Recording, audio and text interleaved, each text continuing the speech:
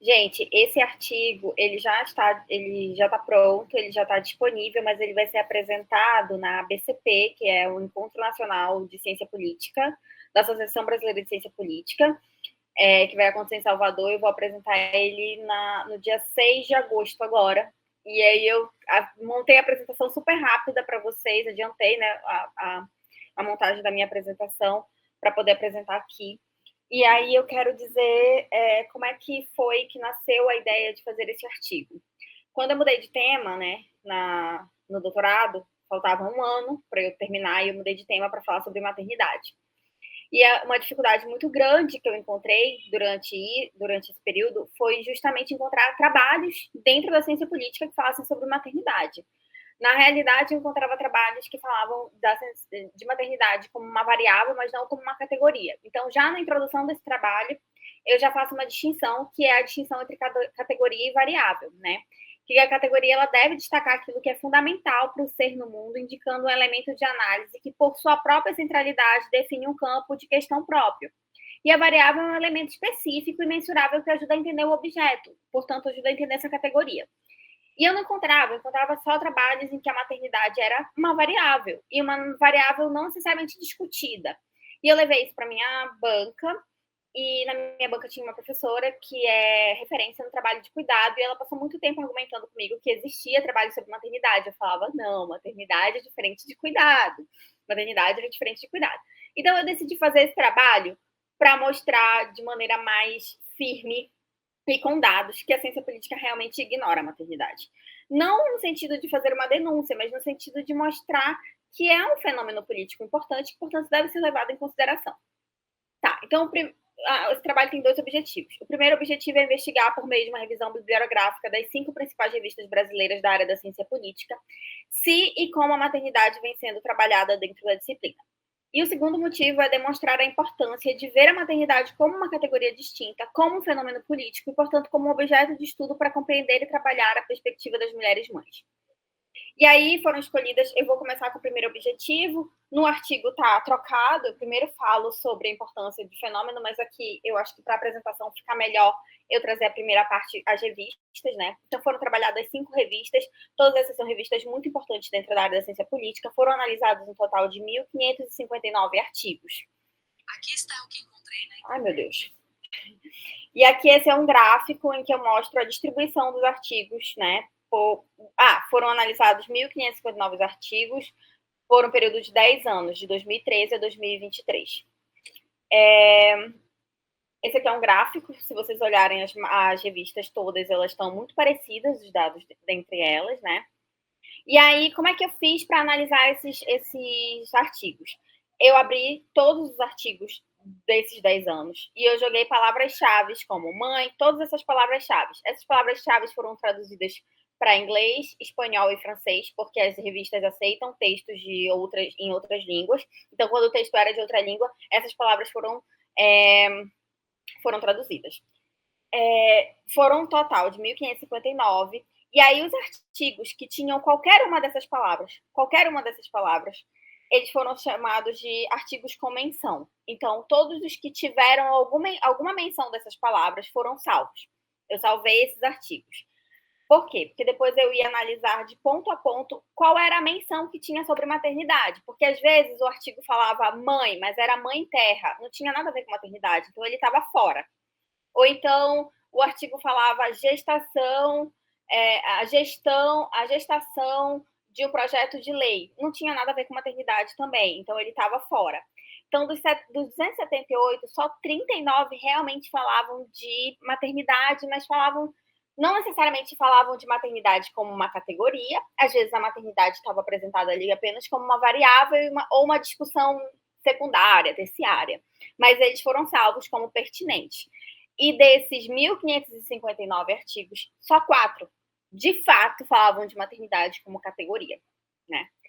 Aí, então, como ficou a distribuição das revistas? No primeiro gráfico, a gente tem, na linha azul, o total de artigos, na linha laranja, o que a gente tem como menção, e na linha verde, o que a gente tinha de pertinente. Se vocês olharem, tem o ano, por exemplo, 2018, acho que no gráfico não dá para ver direito, que não teve nenhum artigo, né? E aí aqui a gente tem a distribuição dos artigos por revista. Dá para perceber no gráfico 3 que a RBCP, que é a Revista Brasileira de Ciência Política, ela está com quase 50% dos artigos. Por outro lado, a Brazilian Political Science and Review, que é a revista da ABCP, da Associação Brasileira de Ciência Política, não tinha nenhum artigo considerado pertinente. E aí, um dado importante, né? Na verdade, duas coisas que eu descobri. A primeira é que as revistas, elas não são transparentes em relação a quem são os editores delas. E por que isso é importante? Porque o editorial importa. Por mais que exista o double blind nas revistas, né, que eles vão passar por pareceristas que não vão saber quem são os autores, existe um processo anterior a isso que é feito pelos editores. Então, é importante você saber quem são os editores. E aí, o interessante é, por exemplo, que a RBCP eu tenho mais acesso, porque é a revista da UNB onde eu estudei.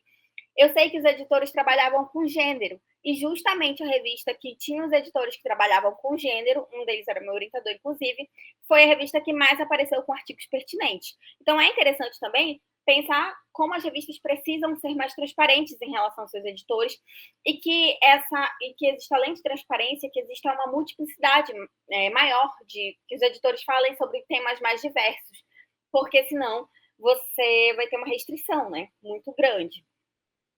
E aqui eu peguei os gráficos justamente da RBCP, especificamente da RBCP, que foi a que teve mais, e aí a gente olha que os editores que falavam sobre gênero, eles ocuparam até 2016 o cargo. Depois foi passado para outros editores. No artigo eu relato tudo isso.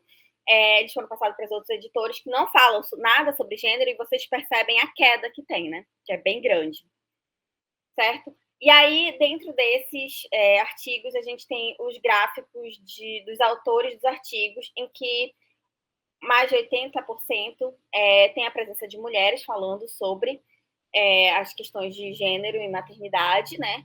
E só 13% são só autores masculinos mesmos.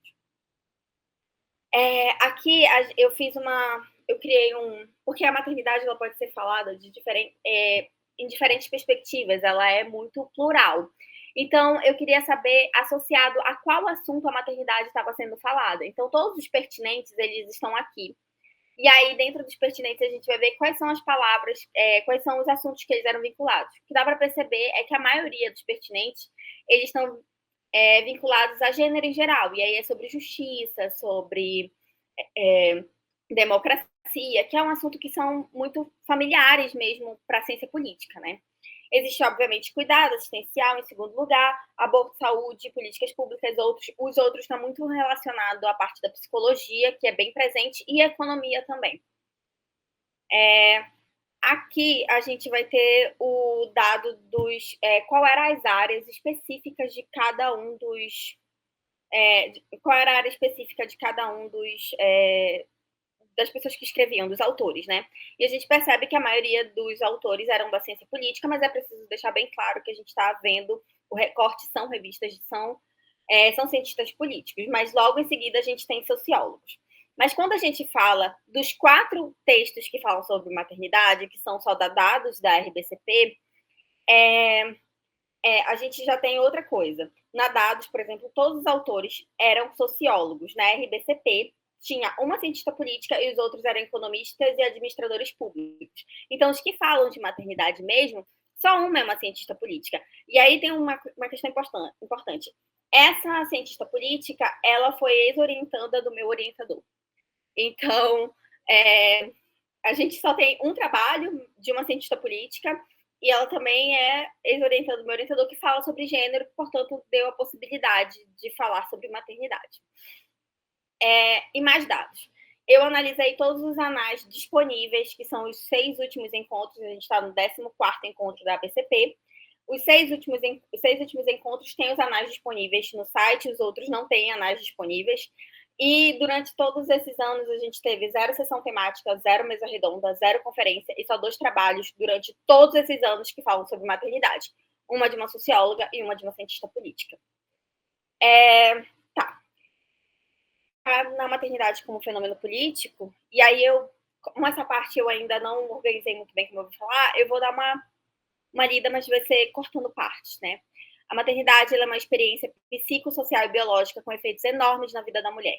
Mulheres grávidas têm seus corpos alterados, hormônios femininos só voltam à normalidade quase 2 anos após a gravidez. E existem estudos que comprovam alterações cerebrais pós-maternidade. Esses são os aspectos biológicos. Do ponto de vista 5 minutos, né? Não, vai dar tempo.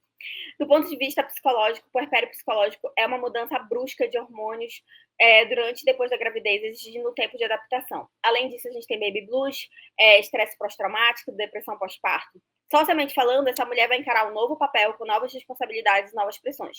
A socialização de gênero e a divisão sexual do trabalho tornam-se ainda mais evidentes para essa mulher e em maior e menor grau dependendo da sua posição social. Embora as dimensões vitais sejam dinâmicas para todos, a rapidez e a ubiquidade da amplitude das mudanças provocadas pela maternidade são excepcionais quando comparadas a outras transições da vida. É claro que os estudos da ciência política não ignoram a existência da maternidade. Pesquisas sobre carreiras políticas, por exemplo, podem anotar a maternidade como uma variável associada a um progresso mais lento das mulheres, que leva a uma composição mais complexa entre constrangimentos familiares e desenvolvimento da ambição política. Pesquisas sobre políticas públicas podem levar em conta a maternidade como elemento de focalização da população-alvo. Ou pode-se argumentar que a maternidade está contemplada na ciência política dentro da vasta literatura sobre cuidado. De fato, cuidado e maternidade têm vários pontos de conexão, mas os estudos de cuidado são amplos e diversos e vão por caminhos diferentes. Por outro lado, ainda que o trabalho do cuidado faça parte da maternidade, ela como fenômeno não se restringe a isso.